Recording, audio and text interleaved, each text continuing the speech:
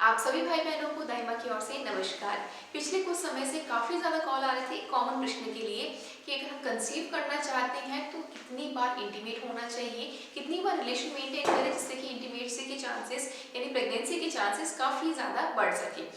तो इसमें आपको एक विशेष ध्यान रखना है कि जब भी आप कंसीव करना चाह रहे हैं तो सबसे पहले अपने फर्टाइल डेज काउंट करें। यानी महिला जब ओव्यूलेशन में हो, ओव्यूलेशन टाइम पीरियड में हो, उसी समय इंटीमेट होना है तो उसे कंसीव करने के चांसेस बहुत ज़्यादा बढ़ जाते हैं। अब ओव्यूलेशन डेट कैसे काउंट करना है, अगर ये आपको नहीं आता है तो आप आई बटन में क्लिक कर सकते हैं और उससे जान सकते हैं कि आपका फर्टाइल डे कौन सा है, यानी वो है दिन जिसमें प्रेग्नेंट होने के चांसेस मैक्सिमम होते हैं। तो उस समय विशेष ध्यान रखना है।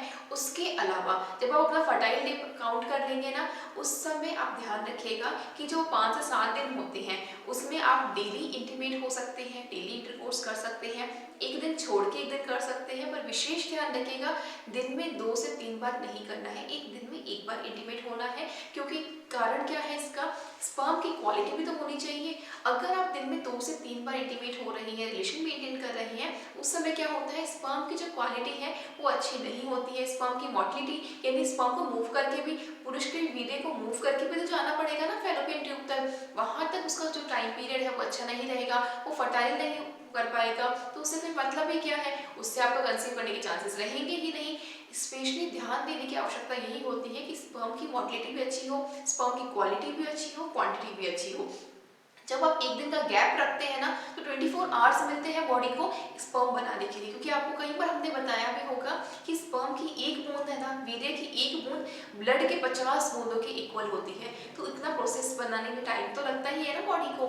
इसीलिए आपको सलाह दी जाती है कि दिन में एक बार इनफ होता है। आप चाहे तो एक दिन छोड़ के ऑल्टरनेटिव डेज में भी इंटीमेट होते हैं तो भी कंसीव करने के चांसेस अच्छे रहते हैं। तो इसका विशेष ध्यान रखिएगा। अच्छा, इसी के साथ एक प्रश्न पूछा जाता है कि मैम पोजीशन कौन सी रखी जाए, सेक्स के लिए पोजीशन कौन सी रखी जाए, वो हमने अपनी पिछली वीडियो में आपको पूरी जानकारी दी थी। अगर आपने नहीं देखी आप आई बटन पे क्लिक कर दीजिएगा, उससे आप जानकारी ले सकते हैं कि किस पोजीशन में कितनी बार इंटीमेट होने से कंसीव करने के चांसेस बहुत ज्यादा बढ़ जाते हैं। अधिक जानकारी के लिए आप हमें कमेंट सेक्शन में पूछ सकते हैं, इस हेल्पलाइन नंबर पे कांटेक्ट कर सकते हैं। इसी के साथ वीडियो को अंत करते हुए धन्यवाद दोस्तों। जय गौ माता, वंदे मातरम। वीडियो अच्छा लगा तो लाइक कीजिएगा, अधिक से अधिक शेयर कीजिएगा, तो सब्सक्राइब कीजिएगा, जिससे कि हम पूरे भारतवर्ष से जो इनफर्टिलिटी की जो समस्या है उसको पूर्ण रूप से खत्म कर सके। धन्यवाद।